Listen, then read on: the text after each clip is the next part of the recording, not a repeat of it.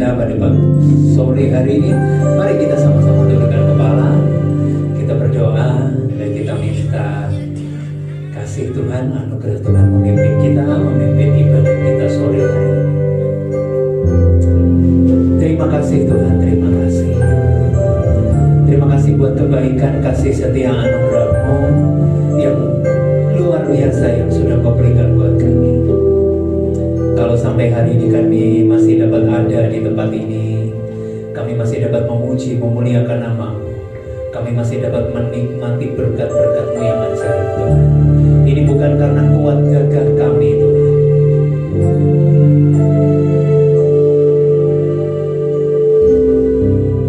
Ini bukan karena kebaikan kami, tetapi ini semua adalah karena kasih-Mu. Ini semua terjadi karena Engkau Tuhan yang selalu menolong setiap kami. Terima kasih Tuhan, terima kasih. Terima kasih. Kami akan memulai ibadah kami sore hari ini di dalam nama Tuhan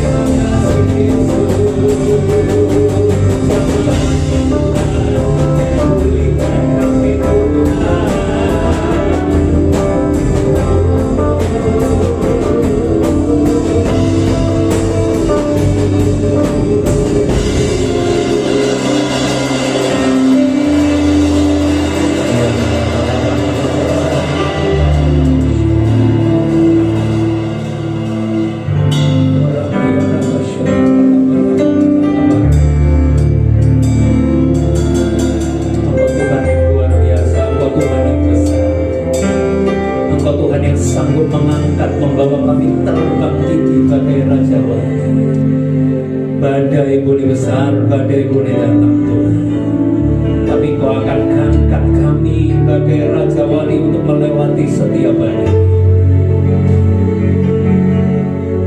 Satu perkara yang kami tahu Tuhan, sebesar apapun masalah kami, Engkau Tuhan yang lebih besar dari masalah kami. Terima kasih Tuhan.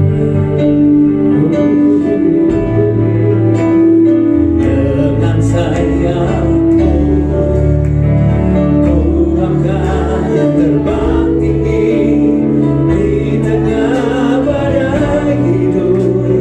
Ku tak menyerah, Kau kekuatan dan perlindungan bagiku, pertolongan-Mu di tempat maha tinggi. Ku mengangkat tangan-Mu, aku berserah.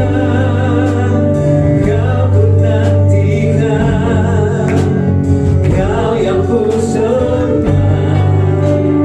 Yesusku, katakan, dengan sayap-Mu Ku akan terbang tinggi di tengah badai hidup.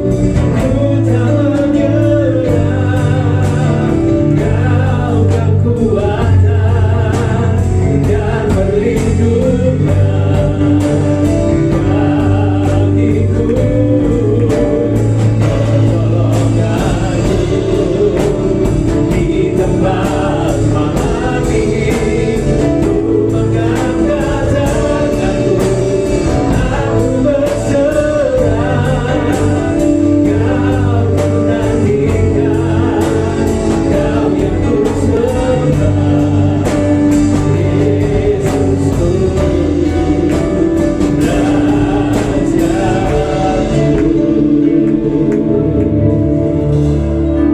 perlahan dalam saya undang jemaat Tuhan bangkit berdiri. Dengan sayapnya Dia akan bawa kita terbang tinggi. Dengan sayapnya Dia akan melindungi setiap kita. Dengan sayapnya pula Dia akan bawa kita melewati setiap badai hidup. Yang Tuhan minta dari kita hanya percaya, hanya percaya dan percaya. Lakukan bagian kita dan Tuhan akan lakukan bagiannya untuk menolong setiap kita.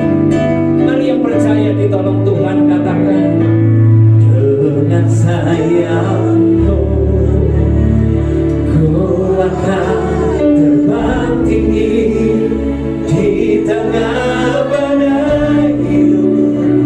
Ku tak menyerah, Kau kekuatan dan perlindungan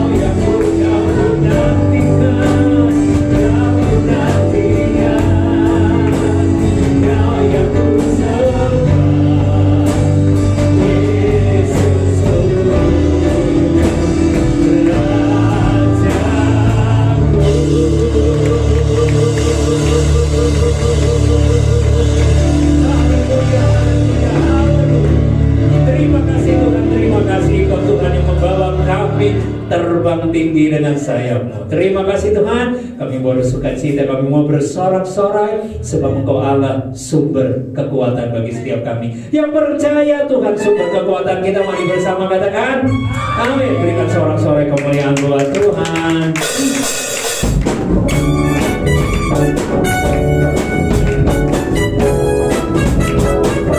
Kita bersukacita sore hari ini.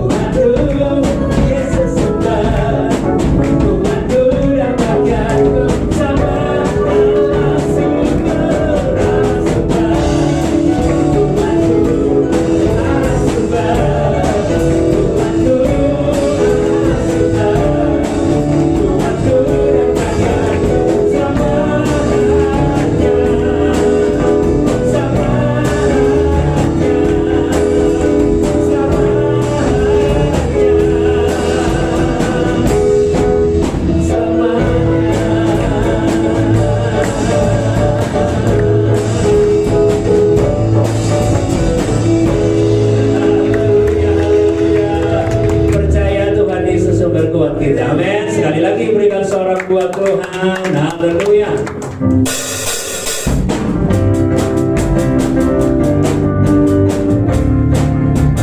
Kita mau sambungkan nama Tuhan malam hari ini. Amin. Semua kasih Tuhan. Tuhan Bapa besar, Tuhan Bapa kuasa, Raja segala raja.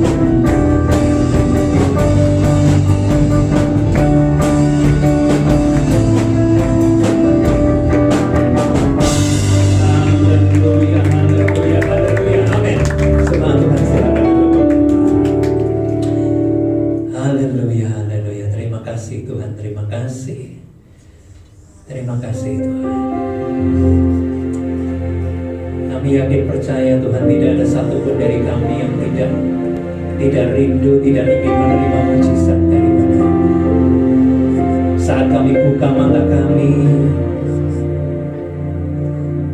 saat kami dapat berkumpul dengan keluarga kami, saat kami dapat ada di sini beribadah, memuji, melayani Engkau. Ini adalah mujizat yang setiap hari Kau berikan bagi setiap kami. Dan kami yakin percaya mujizat-Mu akan selalu ada di dalam setiap detik nafas kami. Hidupku menggenapi firman, tanda mujizat sertai tiap langkahku. Kau bersamaku di dalam, jadi bukti kebesaran. Katakan hidupku menggenapi firman-Mu, tanda mujizat sertai tiap langkahku. Kau bersamaku di dalamku, jadi bukti kebesaran-Mu.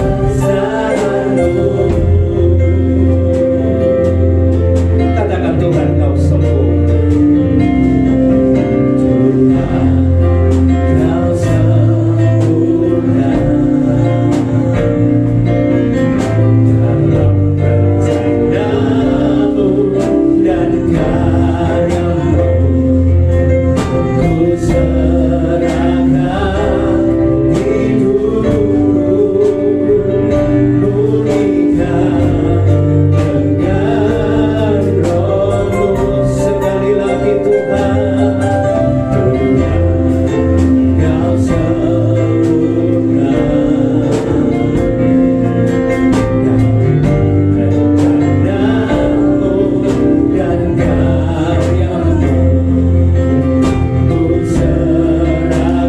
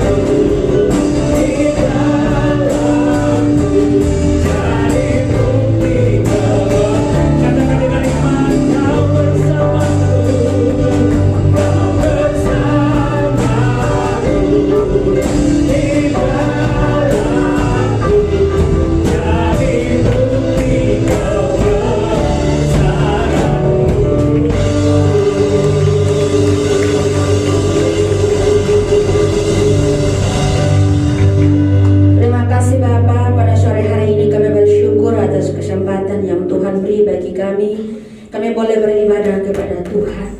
Terima kasih Bapa bahwa segala sesuatu Engkau menyertai setiap langkah kami Tuhan. Bahkan tanda-tanda mujizat itu akan menyertai orang percaya. Kemanapun kami melangkah, kami tidak akan pernah takut Tuhan, karena kami tahu kami punya Allah yang besar. Terima kasih lewat pujian penyembahan yang sudah membawa kami merasakan dekapan tangan Tuhan.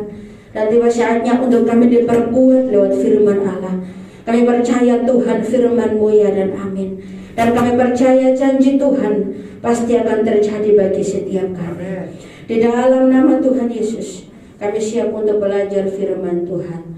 Haleluya, amin. Silakan duduk. Salam, selamat sore. Ya, tadi saya di belakang, saya teringat kalau besok itu hari Valentine. Nanti besok saya tunggu siapa yang kasih coba ya. Ya, saya percaya bukan karena kasih manusia tapi karena kasih Tuhan ya. Dimanapun kita berada, tanpa kasih Tuhan hidup ini nggak bisa berbuat apa-apa. Saya pernah membaca sebuah buku dan di situ saya kaget Bapak Ibu. Dia bilang apa dalam buku itu? Buku itu ada seorang hamba Tuhan dan dia menceritakan kebaikan Tuhan. Dia katakan kalau hidup tanpa Tuhan itu begini loh, gak enak. Hidup tanpa Tuhan itu maksudnya kosong. Betul gak? Betul. Ketika kita dipanggil oleh Tuhan, kata firman Tuhan, kita gak bawa apa-apa. Dan kita pulang pun tidak bawa apa-apa. Oleh karena itu, apa yang hari ini kita banggakan? Tidak ada, hanya kasih Tuhan. Tadi pagi sempat Pak Medi sudah bahas tentang kasih mula-mula. Ya, saya teringat waktu pertama kita ikut Tuhan, waktu saya pertama ikut Tuhan, hujan deras pun saya berangkat. Tapi kalau sekarang gerimis alasan. Ya, kalau kita pertama cari Tuhan, hujan badai pun terjang. Kalau dulu masih di kampung nggak pakai payung, pakai daun pisang, daun talas itu berangkat tengah malam berangkat. Tapi setelah hidup dalam Tuhan, ya kalau jalan kaki Tuhan, kalau boleh hari ini saya tidak datang. udah mulai gaya. Kenapa saya bisa ngomong? Karena belum sampai setahun ini, ya bukan mau ceritakan kehebatan ya. Saya baru tahu bawa motor. Pertama itu kalau sampai tikungan saya turun Bapak Ibu. Tapi sekarang mulai gaya. Dari situ saya merenung ya, ternyata ya pertama orang ikut Tuhan itu takutnya setengah mati. Ya, sampai polisi tidur saya turun. Bayangin polisi tidur saya bisa turun. Tapi sekarang, waduh, kalau ada kesempatan langsung sup gitu lewat. Ya begitu kadang-kadang gitu. Semakin lama sudah semakin lincah karena sudah tahu tikungan-tikungannya. Tapi saya bolak. Ketika sudah lama ikut Tuhan, kalau masalah kita sudah lincah. Amin. Iya, karena kita tahu mujizat pasti terjadi. Jangan sampai masalah melempem, enggak bisa. Kalau kita sudah lama ikut Tuhan, kita akan tahu celah-celahnya. Oh, kalau begini ini kungfunya mulai keluar. Kalau masalahnya begini, ini senjatanya mulai keluar, polanya mulai taktik gitu. Gimana ya cara mainnya itu supaya bisa melewati masalah itu? Ya. Kalau Bapak Ibu tahu kalau di kampung itu kalau ada jalan setapak, jalannya kayu-kayu, pasti orang baru itu pasti takut lewat. Pasti dia akan gemetar. Sebelum menyeberang dia sudah gemetar duluan. Ya. Hari-hari ini saya sering nonton, apalagi sekarang heboh dengan orang vaksin. Apalagi orang kalau belum vaksin, gemetar Bapak Ibu. Waktu mau maju itu dia begini. Ya sama seperti orang yang beranjak sama orang baru.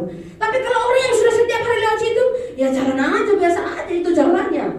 Sama ketika kita sudah lama kenal Tuhan, masalah lewat bro. Amin. Amin. Masalah itu lewat. Tuhan itu yang berperan atas hidup kita. Jangankan Bapak Ibu, kadang-kadang di sini saya melihat banyak pelayan Tuhan yang hanya Ibu Sylvia sama ya, tapi saya percaya sudah lama ikut Tuhan sudah jadi pelayan Tuhan, Bu. Ketika kita lama ikut Tuhan, apalagi melayani itu ya, kadang-kadang itu mau berangkat pelayanan, banyak masalah, banyak persoalan, banyak tekanan, banyak himpitan. Tapi bagaimana kita bisa melewati itu? Setelah kita lewati, kita tahu, kita punya pengalaman, kita punya kekuatan. Oh, kalau begitu saya harus begini. Tetapi kalau kita masih baru, kita kan kaget, kita bingung bagaimana ya cara melewati itu. Kita akan lihat firman Tuhan dalam Kejadian pasal ke-17. Kejadian pasal 17 ayat yang pertama, kita baca sampai ayat yang ke-8 saja ya. Kejadian pasal 17 Ada satu peristiwa bagi kita yang kita pelajari. Saya boleh minta tolong Bapak Ibu bantu saya. Saya ayat yang pertama, Bapak Ibu ayat yang kedua sampai ayat yang ke-8 kita sama-sama. Ketika Abram berumur 99 tahun, maka Tuhan menampakkan diri kepada Abram dan berfirman kepadanya, "Akulah Allah yang Maha Kuasa. Hiduplah di hadapanku dengan tidak bercela. Aku akan mengadakan perjanjian antara aku dan engkau, dan aku akan membuat engkau sangat banyak." Lalu sujudlah Abram dan Allah berfirman kepadanya, Dari pihakku, inilah perjanjianku dengan engkau. Engkau akan menjadi bapa seluruh bangsa-bangsa. "Karena itu namamu bukan lagi Abram, melainkan Abraham. Karena engkau telah kutetapkan menjadi bapa sejumlah besar bangsa. Aku akan membuat engkau beranak cucu sangat banyak. Engkau akan menjadi bangsa-bangsa, dan daripadamu akan berasal raja-raja. Aku akan mengadakan perjanjian antara aku dengan engkau serta keturunanmu turun-temurun, menjadi perjanjian yang kekal, supaya aku menjadi Allahmu dan Allah keturunanmu." Sama-sama 1, 2, 3. "Kepadamu dan kepada keturunanmu akan kuberikan negeri ini yang kau diami sebagai orang asing, yakni seluruh tanah Kanaan akan kuberikan menjadi milikmu untuk selama-lamanya, dan aku akan menjadi Allah mereka." Amin untuk firman Tuhan. Waktu saya melihat firman Tuhan ini, perjanjian antara Tuhan dengan Abraham, itu ada satu tanda khusus, yaitu sunat dibaharui. Sunat itu artinya dirubah oleh Tuhan, ya. Ketika kita dipanggil oleh Tuhan, ada satu janji yang kadang-kadang manusia tidak memahami, tetapi hanya kita dengan Tuhan yang tahu. Amin. Saya percaya waktu kita kenal Tuhan, cara Tuhan itu berbeda. Saya berbeda, Bapak Ibu berbeda. Ada tanda khusus yang Tuhan beri. Karena waktu yang tidak bisa cerita. Bapak Ibu tahu, waktu saya pertama dipanggil oleh Tuhan, semua keluarga menentang. Jadi saya waktu berangkat ke Jawa tidak ada yang tahu, hanya isi rumah yang tahu. Semua keluarga tidak tahu. Karena apa? Ditentang. Pertama ngomong gini loh, "Jangan jadi hamba Tuhan, banyak hamba Tuhan jadi nganggur." Itu membuat saya itu kayak ditampar petir. Tidak, saya akan berangkat. Karena malam itu waktu saya tidur di rumah om saya, Tuhan katakan, "Berangkat Surabaya." Bapak Ibu tahu itu saya belum lulus SMA. Saya nekat berangkat gitu, ya. Doa itu cuma kami di dalam rumah. Saya nggak bawa apa-apa, saya cuma bawa baju 2 pasang pakai tas, bonek, ya. Sampai pacar saya mau gantung diri. Saya berangkat mau jadi hamba Tuhan, ya. Kayaknya merasa gimana, ya. Tapi saya bilang tidak, saya akan berangkat. Karena saya tahu antara saya dengan Tuhan itu punya tanda khusus. Sama waktu Bapak Ibu panggil, waktu Tuhan panggil Bapak Ibu ada tanda khusus. Tuhan katakan berangkat. Berangkat loh. Kadang-kadang saya mempertanyakan, Tuhan, kenapa nggak panggil orang-orang yang bisa, kenapa panggil saya? Kan masih banyak orang, kadang-kadang kita komplain sama Tuhan. Bapak Ibu kalau lihat di Kejadian pasal 12, Bapak Ibu akan temukan bahwa waktu Tuhan panggil Abraham, Tuhan suruh berangkat loh. Dari kotanya ke kota yang Tuhan tunjukkan. Tuhan cuma suruh bawa seisi rumah, ada barang-barang seperlunya. Tetapi kalau Bapak Ibu membaca Alkitab, maaf, Abraham itu bukan orang yang tidak punya. Orang punya. Kalau disuruh berangkat ini loh, biasanya tidak mungkin. Sudah nyaman, sudah tenang, sudah aman, ngapain berangkat? Ke tempat yang pertama tanah pun tidak ada. Manusia kadang-kadang gak mungkin. Tetapi kalau Tuhan panggil, Tuhan punya tujuan. Amin. Hari ini kita ada di tempat ini, Tuhan punya tujuan. Jangan pernah ragu, jangan melihat ke belakang. Artinya apa? Masa lalu tidak bisa dirubah, tetapi masa depan masih bisa dirancang.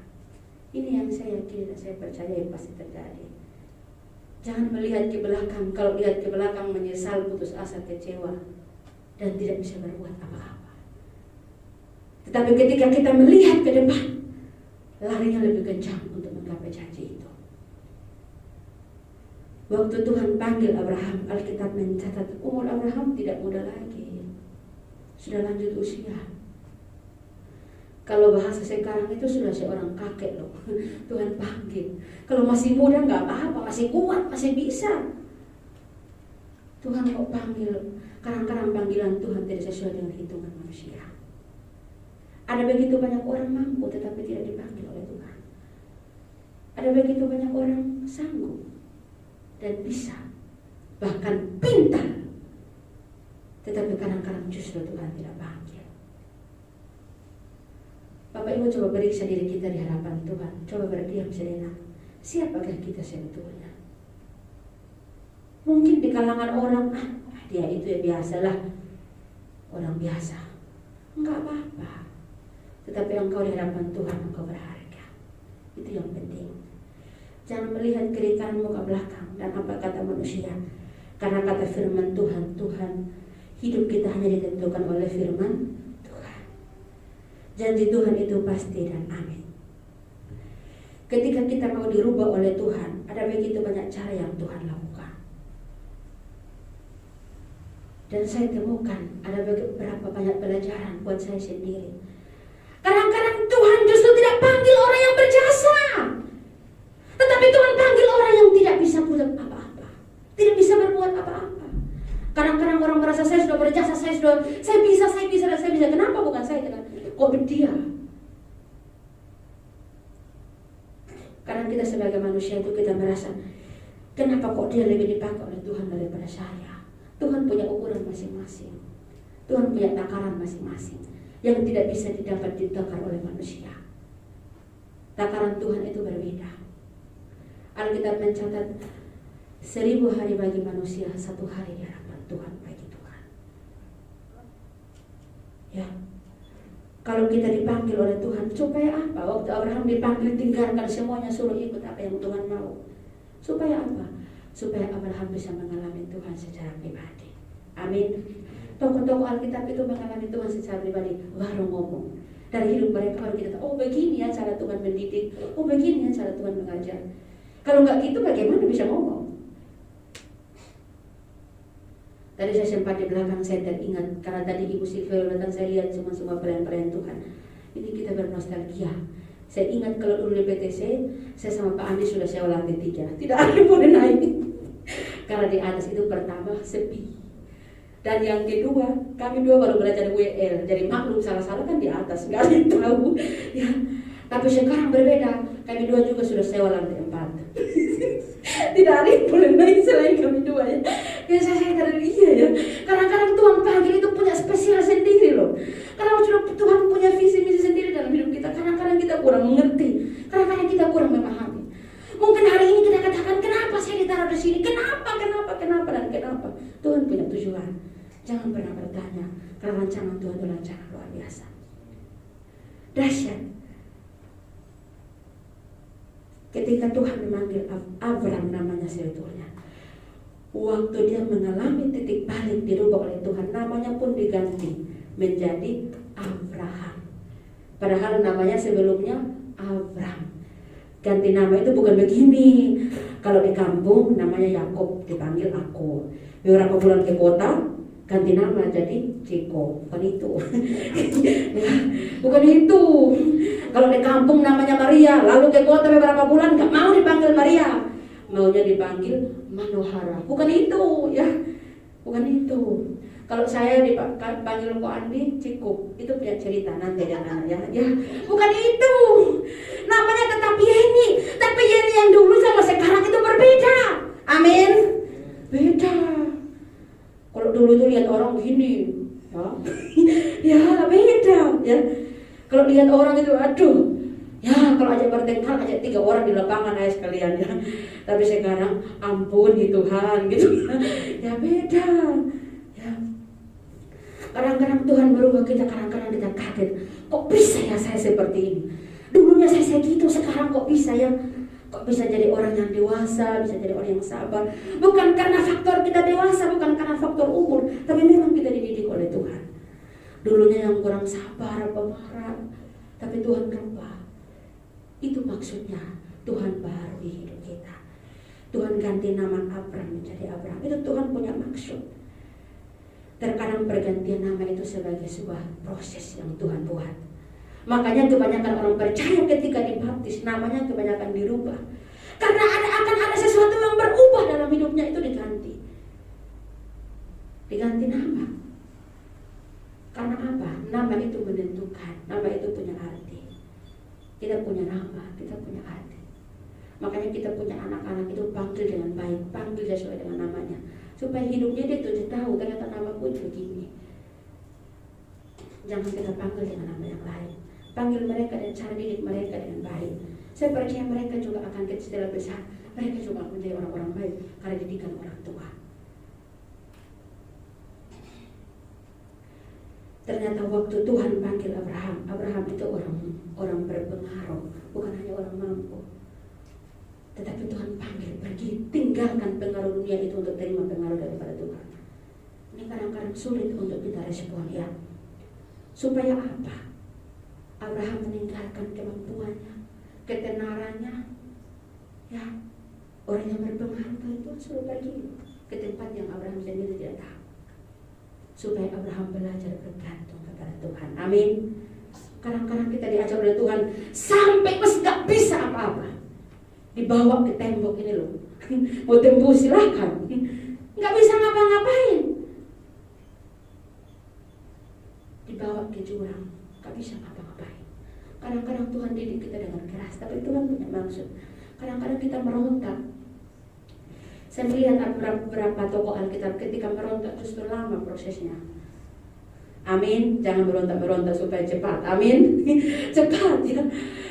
Kalau kita melawan, tidak mau ikuti apa yang Tuhan mau, lebih lama. Capek kita, habis tenaga juga, habis waktu. Lebih baik kita mau saja. Karena kita nyanyi, ku mau menyenangkan hatimu Tuhan. Ya, lebih baik ikuti apa yang Tuhan mau. Jangan ikuti apa yang kita mau, karena nanti prosesnya lama. Kalau saya percaya kalau Abraham tidak nurut, umurnya sudah 99 tahun, jadi apa Abraham? Mungkin sejarah ini tidak terjadi. Tapi ketika Tuhan merubah Abraham menjadi Abraham, Tuhan mau, Tuhan pilih, dan Tuhan tetapkan supaya dia menjadi saksi bagi banyak orang. Supaya dia bisa bercerita tentang kebaikan Tuhan yang mampu mengubah segala sesuatu. Ketika Abraham dirubah menjadi Abraham itu apa? Ternyata dia menjadi bapak yang bertanggung jawab. Waktu adanya cuma satu disuruh Tuhan bawa persembahan, Abraham taat dan bawa loh. Kalau dulu namanya masih Abraham kan dia sempat bersalah, kata firman Tuhan. Dia mengikuti ya atas nasihat daripada istri, masukan daripada istri. Kayaknya kita sudah tua, kita nggak mungkin punya anak. Tadi kata firman Tuhan, kamu akan menjadi bapak banyak bangsa, bahkan raja-raja. Tetapi istrinya meragukan kasih Tuhan sehingga memberikan jalan keluar kepada Abraham yang salah, sampai jadi masalah sampai hari ini. Tetapi ketika Tuhan merubah nama Abraham, Tuhan punya maksud. Dia menjadi bapak yang baik, bapak yang bertanggung jawab. Bahkan dia juga menjadi suami yang baik, suami yang setia, suami yang tanggung jawab. Kadang-kadang ketika posisi kita enak-enak saja kita mau, tetapi posisi tidak enak banyak orang tidak mau. Kalau posisi nyaman itu banyak orang mau, tapi posisi tidak nyaman itu banyak orang tidak mau, karena nggak enak. Ketika diproses oleh Tuhan itu nggak enak. Bukan berarti saya ngomong gitu terus kita nggak mau diproses, enggak. Karena Tuhan punya maksud. Kadang-kadang masalah itu nggak akan habis-habis. Saya juga pernah ya, sampai kapan Tuhan kok masalah nggak mari-mari. Lalu saya membaca ada artikel Kristen itu dia katakan sampai masuk kubur baru tidak ada. Saya berhenti bertanya, kenapa Tuhan dibiarkan sampai begini-begini? Kok kayak berjalan di padang gurun terus 40 tahun loh. Bangsa Israel nggak habis-habis. Karena kadang-kadang kita nggak mau dididik oleh Tuhan, kita nggak mau dirubah oleh Tuhan. Sarah yang juga dirubah namanya menjadi Sarah. Kenapa? Karena Sarah juga keras kepala, tidak mau dibentuk oleh Tuhan. Tuhan rubah juga namanya, suaminya juga dirubah oleh Tuhan. Namanya Abraham menjadi Abraham. Kadang-kadang ketika nanti kita sudah sampai ke tempat yang Tuhan mau, baru kita kaget. Oh ternyata ini maunya Tuhan. Oh ternyata begini, ternyata maksudnya Tuhan ini. Ternyata maunya Tuhan itu supaya saya jadi baik, Tapi ketika kita diproses oleh Tuhan, kebanyakan kita tidak tahu. Padahal kita sudah tahu bahwa Tuhan menyediakan yang terbaik. Bukan Tuhan menyediakan yang baik saja, tetapi yang terbaik.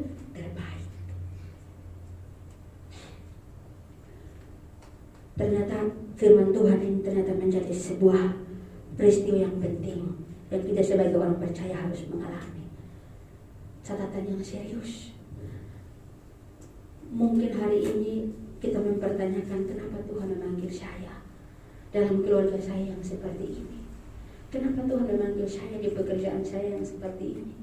Kenapa Tuhan memanggil saya di tempat pelayanan yang seperti ini? Kok nggak di sana aja Tuhan, lebih enak, lebih aman? Kenapa Tuhan? Kadang-kadang kita mempertanyakan itu. Tapi percayalah, Tuhan sudah tahu yang terbaik. Dan Tuhan tahu waktu yang tepat untuk Dia mencurahkan kasih-Nya bagi setiap kita. Kalau terlalu cepat, kita nanti akan lupa. Kalau terlalu cepat, justru kadang-kadang kita belum siap, belum mampu menerima itu. Karena ternyata Tuhan proses kita supaya kita menjadi dewasa di dalam Tuhan, dewasa dalam iman, siap dibentuk menjadi bencana yang indah. Itu kata firman Tuhan. Menjadi bencana ini tidak gampang Bapak Ibu. Untuk menyenangkan hati Tuhan tidak gampang. Kita gampang bicaranya, tapi untuk menjalannya tidak gampang. Jangan jauh-jauh. Disuruh Tuhan setia berdoa menyembah saja, kadang-kadang lupa kok. Kadang-kadang disuruh tulis stempel, saya setia Tuhan, saya berdoa jam sekian, jam sekian. Saya percaya di antara jam-jam itu pasti tiru morok. Ya, kadang-kadang kita itu cuman enak di mulut saja, enak di bibir saja, tetapi nggak melakukan. Saya pernah suatu saat waktu saya sakit, saya Tuhan sembuhkan saya, nanti saya setia melayani Tuhan, sembuhkan saya. Tetapi waktu tiba-tiba ada masalah, nggak datang. Ayo, itu saya sendiri. Sudah janji sama Tuhan, sembuhkan saya, aduh Tuhan tolong pulihkan saya Tuhan. Nanti saya lebih setia lagi. Tapi setelah 1 minggu perasaan waktu itu ada sesuatu yang tidak bisa, saya merasa bersalah sama Tuhan. Saya ingat waktu jeritan saya waktu sakit, setelah sembuh lupa loh. Kadang-kadang orang bisa, yang Pak Tomoni katakan doa pertobatan. Ya, Bapak Ibu tahu, Bapak Ibu mungkin nggak tahu ya. Di Pulau Timur itu ada Pulau Sabu namanya. Kalau ke situ itu pernah kejadian ya, kapal sampai situ. Menurut cerita seorang hamba Tuhan, biasanya katanya sampai di selat itu, maaf Bapak Ibu, ada penyembahan total di hadapan Tuhan. Kalau waktu musim hujan katanya. Ya, dan kata hamba-hamba Tuhan itu pintar. Jadi katanya sampai di sekitar selat itu kebanyakan mereka adakan persekutuan doa. Bapak Ibu tahu, persembahannya lebih banyak dari gereja. Saya kaget waktu dia cerita. Karena apa? Orang sudah takut, berapapun dia punya dia kasih. Tapi waktu di gereja, ya lihat-lihat dulu. Ya. Dan setelah dia bersaksi kepada saya, iya Tuhan. Karena ada saudara saya pelayan di sana, dia cerita. Iya memang betul. Kalau ombaknya semakin tinggi, kita mulai doa pertobatan. Tunggu ombaknya reda, balik. Tuhan ampuni saya, kemarin saya doanya agak salah. Kadang-kadang kita dipanggil oleh Tuhan, kita itu mau setia kepada Tuhan. Tapi ketika kita diproses oleh Tuhan, kadang-kadang kita menyerah dan tidak mampu. Hari ini mungkin saya tidak tahu apa yang kita alami ketika kita dipanggil oleh Tuhan. Mungkin dalam keluarga, dalam pekerjaan, dalam rumah tangga, atau dimanapun kita berada, kita sedang alami masalah, tekanan dan pencobaan. Jangan takut, Tuhan punya waktu yang baik. Tuhan pasti beri yang terbaik. Belajarlah menyadari bahwa hidup ini punya Tuhan, bukan punya saya. Biarkan firman Tuhan pada sore hari